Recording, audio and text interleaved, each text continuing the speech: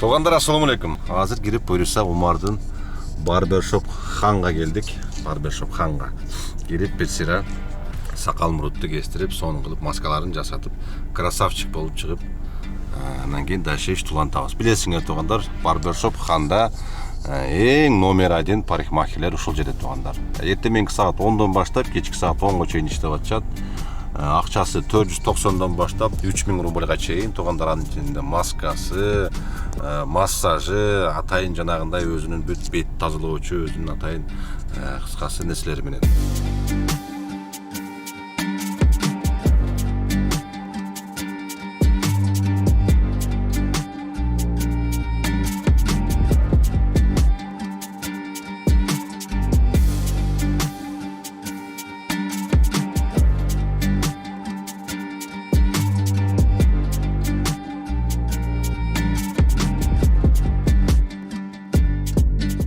Так, мынакей жигиттер, сонун кылып чач сакалды алдырып, Умардын парикмахеринен Toğanдар.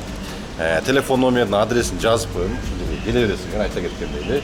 Эртеменки саат 10-дон баштап, кечки саат 10-га чейин ушул жерде кызмат көрсөтөт. Ушундай Toğanдар. Кеттик анда видеону дагы уланталы. Мынакей Toğanдар, Мерседес деп, Мерседестин дагы поезу келди. Өткөндө акыркы жолу бир жерге реклама тартканы барганда, бир 3-4 чечен бала отуруп алып, "О, Нургазы, канчага таптың, кантип таптың? Азыр бунун өзүнүн баасы эле 7 миллион турат го, полный комплектация алып, иштерин отуруп жанагы турат эле. Эрте менен үйгө келип эле, эрте менен машинаны жүргүзсөм, шеги жанып калды." Жана раматылык чубак айтмакчы, жана көз тиет деген нерсе бар дейт го Toğanдар. Ошондой эле о дейм да, подряд 2 жолу баллонум жарылып, биринчисинде жарылып кетти, экинчисинде дискам сынып, эми үчүнчүсүндө монтип карабайсыңар. Чек жанып калды. Билбейм бул эмнеге жанып калды, вроде бир жерден какой-то бир нерсеси замыкать этиптабы, же бир нерсе болуп атабы, ушундай болсо керек да. Азыр жана Антонго алып барып көргөзүп көрөйүн. Антон муну карап бер. Просто андан бери деле уже 2 күн, 3 күндөн бери айдап жүрөм, уже чеги жангандан бери делечи. Просто жанагындай бир жери бир серьезныйраак бир нерсе болуп атып, машинаны кыйнап жүрө бербейин деп атам да. Атакко тартыштын аркы беркилеринен го эч кандай пока что проблема жок Toğanдар. Анан могу эшик боюнча Toğanдар. Могу кыйчтап атпайбы? Өткөндө эле могу жерлерин толтуруп майлагам. Солидолдоп майлагам. Бул эмнеге турат билесиңерби? Могу эшиктер полностью шумоизоляция болгонго, мынтип оор болуп асылып турат экен да. Майлайсың жана асылып турганга кайра эле шып жеп коет экен майды. И кайра эле ушинтип кыйчылдап калып атат. Өткөндө эле алып келип могу жерде коюп койдум эле, анда бирөө көтөрүп кетип туруп, жыгачтын ортосуна бекитип койдум, ушул жерде күндө майлап турам эшиктерин депчи. Өтө оор. Действительно, могу эшигич, жөнки бронированный болуп, ошо кыйчылдап калып кайра элечи. Анан кийин кече балдар айтып калып атпайбы, Нургазы эшигиң кыйчылдап калыптыр, андай мындай депчи. Тура эле кыйчылдап калып атат, тез ушинтип. Ушундай Toğanдар, Антонго барып келели. Анан кечеги өткөнкү видеолордо жана бир аз өзбекче сүйлөп, бир аз англисче сүйлөп койсом, жөн эле элдин баардыгынын эле оозунда ошо Нургазы антип сүйлөйсүң, өзбекче сүйлөйсүң, англисче сүйлөйсүң деп башка сөйлөп кетем. Эми тилди билген проблема эмес Toğanдар, тилди билбеген проблема да. Биз жаллабаттыктар, оштуктар, мисалы чүйлүктөр казакчаны кандай түшүнүп, кандай сүйлөсө, бизде ошондой эле. Биз билет экенбиз, сүйлөйбүз Toğanдар. Анан кийин тилин саткан, андай болот, тилин саткан болду. Колуңардан келсе сүйлөгүлө, келбейби? Просто көргүлө видеонучу. Андай, мындай депчи. Мен Toğanдар таза патриотмун. Сүйлөп, колуман келсе сүйлөй берем. Англисче деле сүйлөй берем, нана буйчу. Ушундай Toğanдар. Так что өзбекче сүйлөйсүң, андай сүйлөйсүң, мындай сүйлөйсүң деп кап болду. Түшүнбөй бирдегени не толук койбосун деп, колуман келсе өзбекче деле сүйлөп түшүндүрүп коем балдаргачы. Так, азыр Антонго барайлы. Бүгүн канчанчы күн болуп калды? Бүгүн четверг болуп калды Toğanдар. Обед болду. Кече күнү иштеп келдим. Кече күнү 9 заказ кылдым. 24.990 рубльга иштедим кече күнү, среда күнү. Бирок бир күн кеч эки эле орустарды ташыдым. Бирөөсү баласы менен чыкты, бирөөсү Семейный аэропортко барды туугандар. 9 заказдан экөөсү орустар, 7 только арабтар болду. Ал жака барам, келем. Өтө эле арабтар, аэропорт, гостиница. Молодцы, бирок ошол туристтердин, ушул именно арабтардын келгени дагы Россиянын бир канча болсо дагы экономикасын көтөрүп атат. Ошентип бир ташыган арабты кече күнү 2 жолу көрүп калдым да. Биринчи заказым мол водный стадиондогу бир гостиницадан алып, о Дмитриевский шосседеги гостиницага алып келдим эле. Кечинде 7-чи заказды кылып атканда, вообще югта бир торговый центрде заказ түшүп калды. Барсам ошо биринчи заказым алган клиенттер экен. Деп эле таанышып сүйлөшүп калдык. Братча, анан кийин мен телефондо переводчикти жандырып алып сүйлөп кетип атам. Мен ага айттым анан кийин, как раз сенин үйүңдөн бир аз да алыста жашайм мен дагы.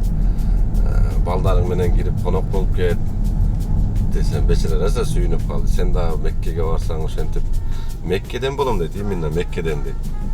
Анан мен дагы былтыр Меккеге барып келгем умрага десем, серьезно дейт, деп сүрөттөрүмдү көрсөтсөм, машалла деп сүйүнүп, эмкиде барганыңда дагы мага чал, конок болуп кет эгерде барып калсаң деп экөө раза сүйлөшүп. Ушинтип 3 кызы бар экен, өзү ошол Меккеде доктор экен.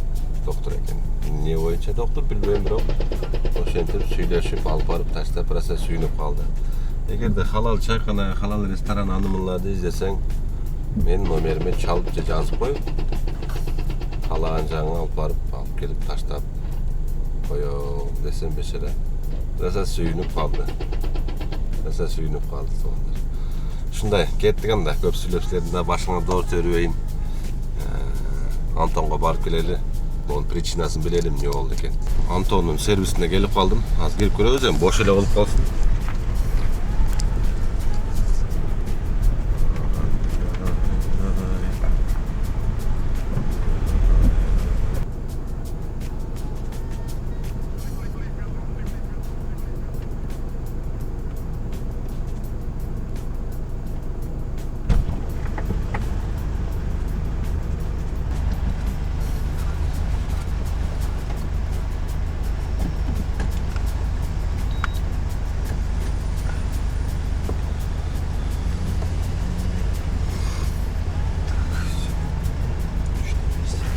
Пока пусть, да, стоит, да? Да,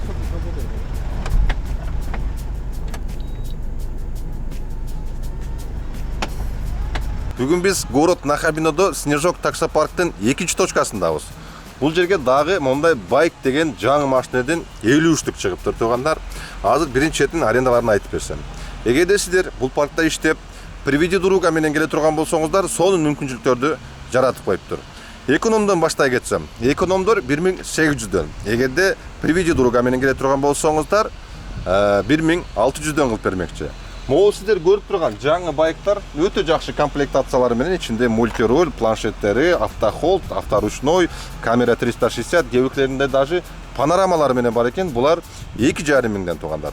Ошондой эле жактарга сонун акция болуп атат. Эгерде приведи друга менен келе турган болсоңуздар, 3000 сомдук комфорт плюстагы жактарды 2000 сомдон айдаганы сонун мүмкүнчүлүк бар.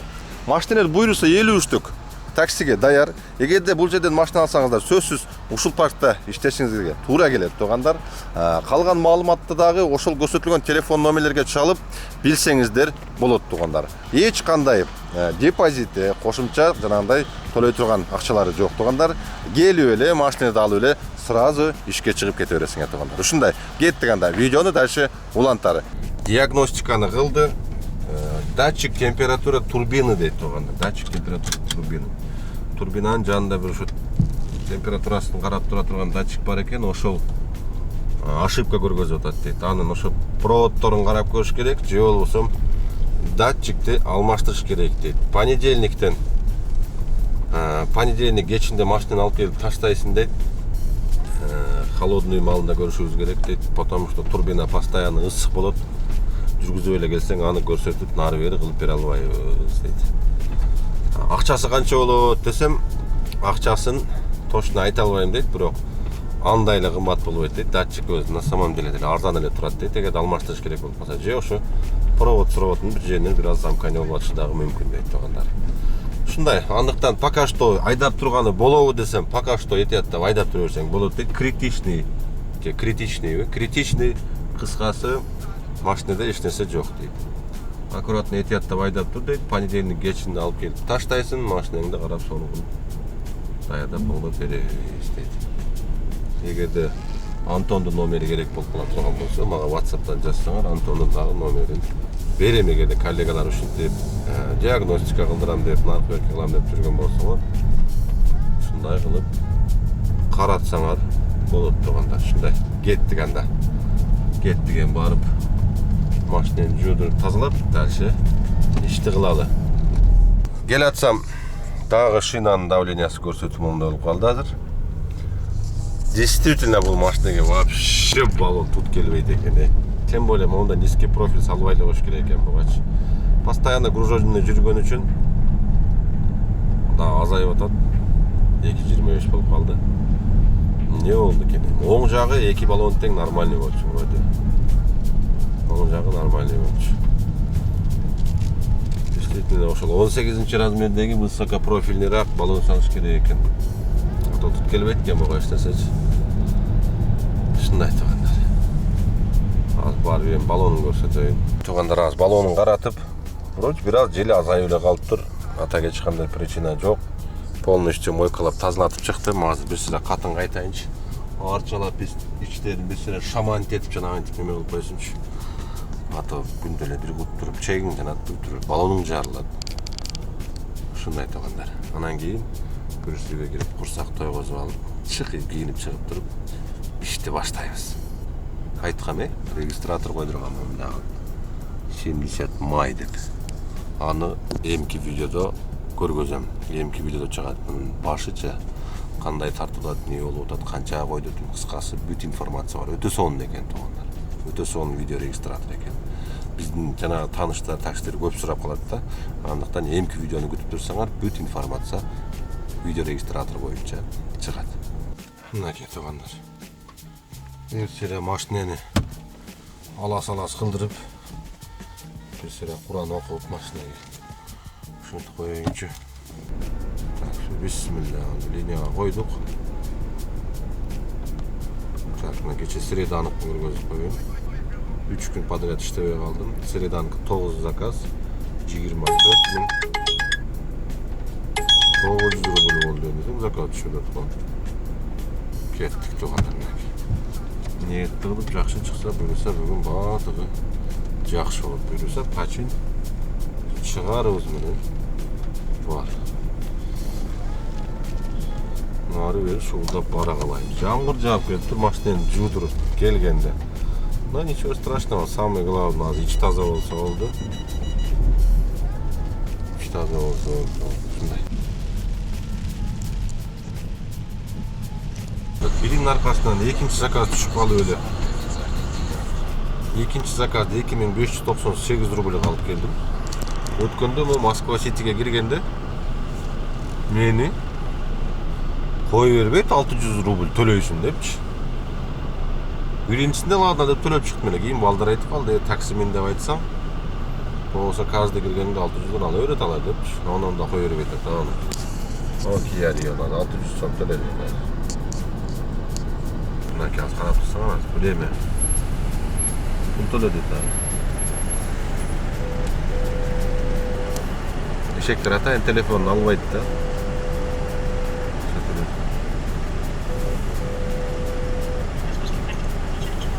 Алло, здравствуйте, девушка, такси пропустите?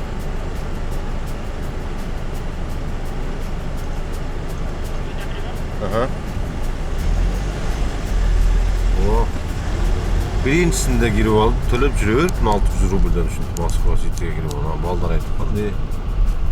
Тичө, таксимин десем кой, анан чалып постоянно ушинтип айта турам, болсо кой бербейт. Мурун эшканы жөн эле кирип чыгып берчү элем, же бул В-классты такси деп көрбөйбү. Эми экөө бизнес класс экөөнүкү бир эле да андай дейт десем. Ушундай айтканда, Москва Сити.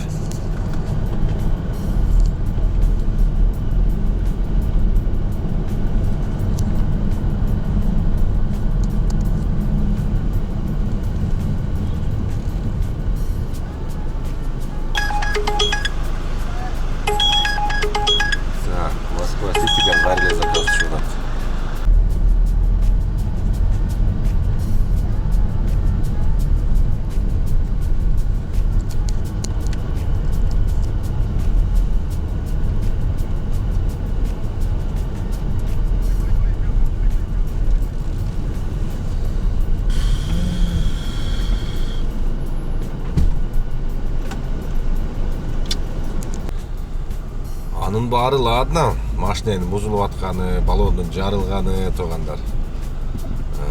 Кечээ күнү жанагы Тамаевдин заявлять этип чыгарган видеосунан кийин обращение кылып, вызов таштап, СНГга деп чыгарган видеосунан кийин Тажикстандан бир бала чыкты, МПАТ БМ бар 1250 аттын күчү менен деп, анан дагы бир ким чыкты, дагы бирөө чыкты, Өзбекстандан бир бала ГТР менен депчи. Анан кийин Кыргызстандан карасаң эч ким жок. Анан ойлонуп кечээ күнү да бир видео чыгаргам Инстаграмга дагычы. Эми буну менен элдин баардыгына эми кумар аны муну тура эле, анын баардыгы билет тура эле. Кумар наркы берки депчи. Эми просто мындай жанагы бизде деле вот машина бар, бирок биз андай кумар андай нерселерди ойнобойбуз деп туруп деле жөн эле мындай машинени чыгарып, тартып, көргөзүп койсо, вот биздин кыргыздар туура жолдо жүрөт, машинелер бар, просто андайга катышпайт. Биздикилер туура жолдо жүргөн балдар деп деп калса болот эле. Мындай. Действительно эле жок окшойт деп калат экенсиң да, ачыгын айткандачы. Действительно бизде Кыргызстанда андай күчтүү машиналар жок окшойт депчи. Ар ким ар нерсе деп комментарий жазып атат. Бизде максимум 600-700 аттын күчү менен машина болушу мүмкүн. Андан нарагында машиналар жок депчи. Биздин жолдор деле ага позволять этпейт окшойт деп калды да Кыргызстанда. Андай машиналар тура эле бирөөлөр айтат, трасса жок дейт, бирөөлөр айтат, андай машина жок дейт. Ким билет туган. Ошол жанагы атышкан жери ошол эле да, Кыргызстандын мондай флагын кармап алып деле вот. Бизде мондай машиналар бар деп чыгарып койсо өтө сонун болобу эле деген эле ой тугандар. А так мен эч кимди бир кумарга, наркы беркиге тартып жанагындай кылгыла же болбосо жарышсын деген деле максатым деле оюм деле жок, просто жок бу деп эле атышат экен да, жок бу. Неужели жок бу деп элечи тугандар. Так что ушундай тугандар, кечки саат 10 болуп калды. Көрөбүз, комментарийлерди окуп атабыз, Инстаграмдан карап атабыз. Балким бирөө жазып чыгып калар, машинесин көргөзүп, же балким жана тихо едет, дальше едет болуп, тихо жүргөндөр бардыр, билбейм, бирок ачыгы. Аэропорт Внуковага келдим тугандар. 34 мүнөттө алып келдим заказды. 34 мүнөттө 3460 рубль болду. Так, тугандар, В-класста жүрүп, коллегалар бар, өзүбүздүн айылдаш акелер бар. Жанагынтип акыл насаатын айтып, жанагынтип калат да тугандар. Могул В-классты именно, эгерде англисчени билип жүрүп, жанагынтип Комфорт плюста, болбосо бизнесте иштеп жүргөн балдар болсо тугандар, эгерде англисчени билсеңиздер, В-класска өтүп, арабтар менен таанышып, экскурсияларга алып барып, нар жак бер жакты көргөзүп, ошентип, короче, мощный заработок кылса болот экен да. Азыр тем более Москвада аябай көп да арабтар, туристтер именно ошо эс алып нар жак бер жак. Тилден кыйналып эле көп водительдер мисалы үчүн ошолар менен общение кыла албайт, сүйлөшө албайт, нар жак бер жак алып барып келе аны муну десе кыла албайт да тугандар. Ошол себептен арабтар да кыйналат экен еще, жакшы Москваны көрө албайчы.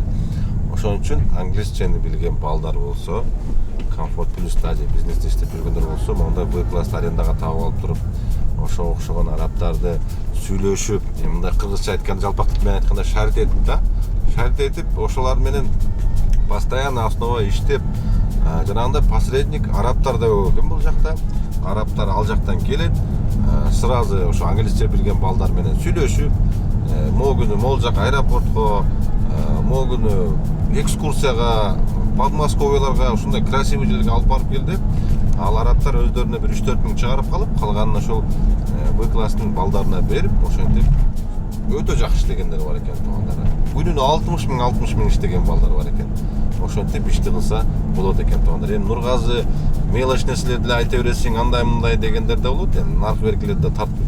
Бирок тугандар ушуларды бүт эске алып койсоңор, на будущем эгерде В-класста иштеп калсаңар тугандар, өтө керек болот, өтө керек болот. Мен да ушинтип жанагынтип койдум, буюрса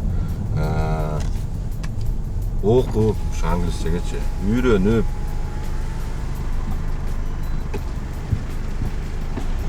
койсо эч лишний болбойт экен тугандар. Тил билген көчөдө калбайт экен деп койдум да, мындайча айтканда. Мен тем более былтыр Меккеге барганда деле кыйналганбыз, тилден ачык эле эч нерсени түшүндүрө албайсың, эч нерсе айта албайсың.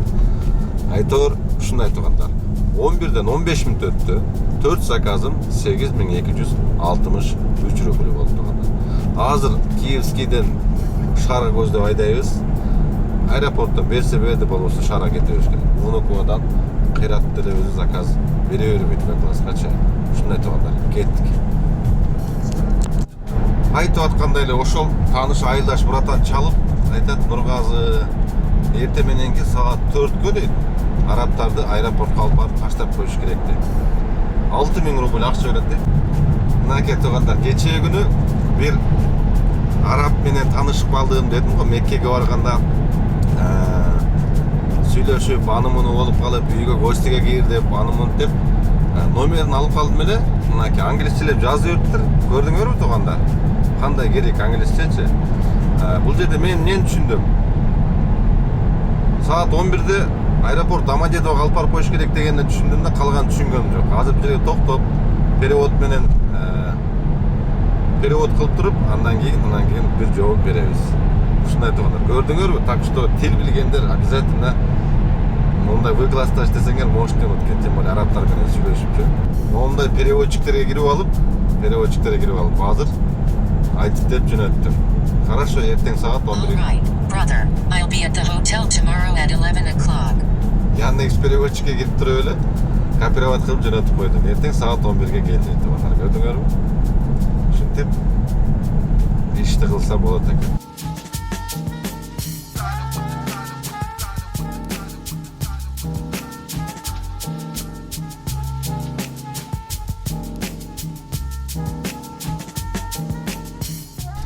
Таңкы саат 4 болду тугандар. 10 миңге иштеп, эс алып отуруп, бүгүн ошол айылдаш тааныш братандын тааныш арабтары бар экенин, бүгүн азыр Новый Арбатка келип, мынакей тугандар. Могу Летвалдын жанынан азыр бир гостиницадан арабтар чыгат. Буларды Домодедовго жеткирип коюп, үйгө барып эс алып, 11-де дагы бир араб бар тугандар, аны жанагы мен таанышкан. Ал арабты дагы алып барып Домодедовго таштап келиш керек. Буларды 6000ге сүйлөшүптүр. Домодедовго без Яндекс, без ничего, 2 машина болуп алып барып таштап келебиз тугандар.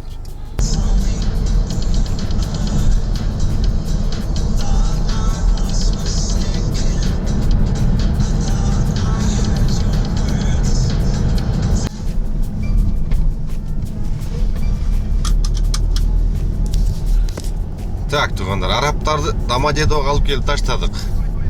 6000ден 2 машинеге 12000 акча берди.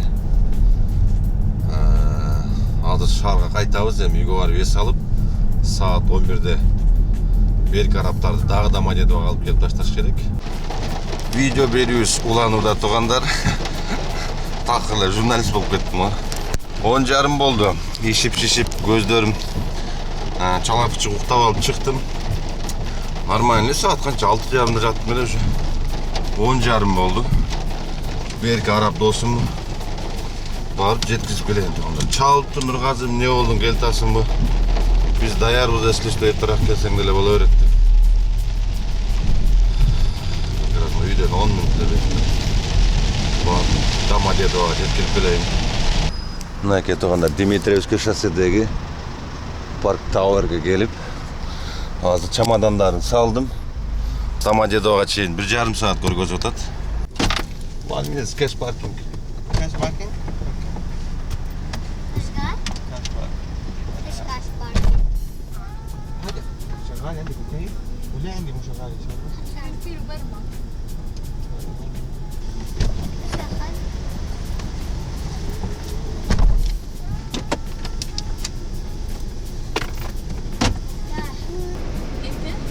Inte.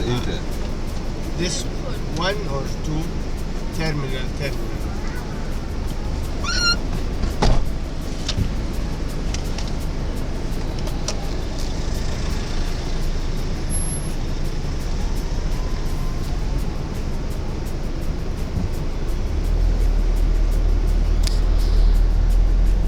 Деп англисчелеп чылдырап нарып берки кылып алып келип таштадым бешараларды. Бере бер, көңүлүңөн канча чыкса десем, байкуш 10 000 рубль берди.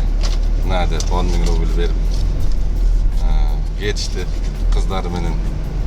Эптеп перевод кылып, мынау переводчик менен түшүндүрүп алып берки кылып аттым. Буюрса. Sen M2'de geçe İngilizceni үйрөнөм, анан кеңири сүйлөшөбүз деп койдум. Меккеге барсаң обязательно жаз, чал дейт. Ушундай өтө жакшы пассажирлар болду.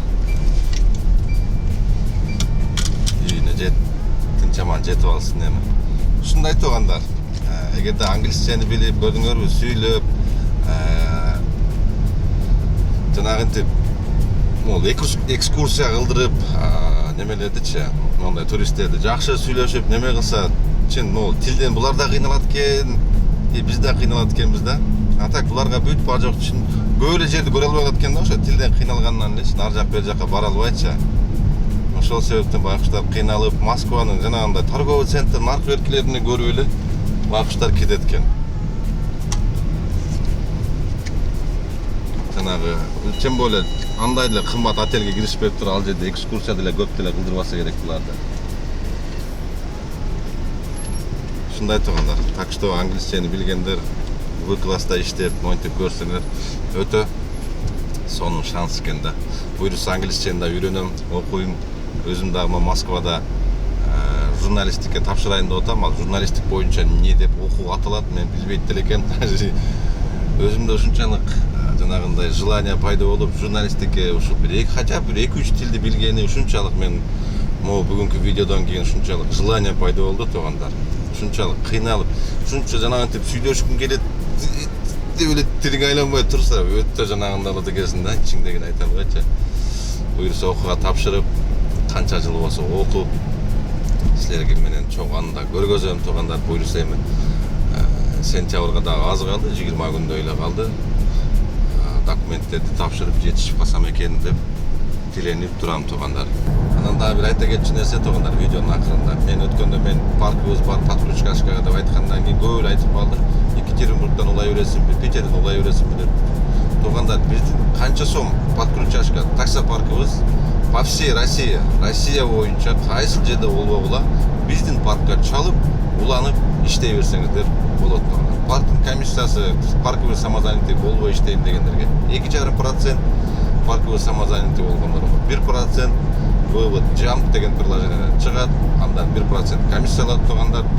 Могул көрсөтүлгөн менин WhatsApp номерим, документтерди жөнөтсөңүздөр, ошол WhatsApp'тан жөнөтсөңүздөр биздин паркка кошуп коебуз. По всей России туугандар. Любой четинде болбосун, таксиде иштейм дегендер болсо, кошуп иштей берсеңиздер болот. Суткасына 50 миңге чейин акча жетсе болот. Каждый 5 мүнөттө 15 миң рубльдан акча чече бересиңер туугандар.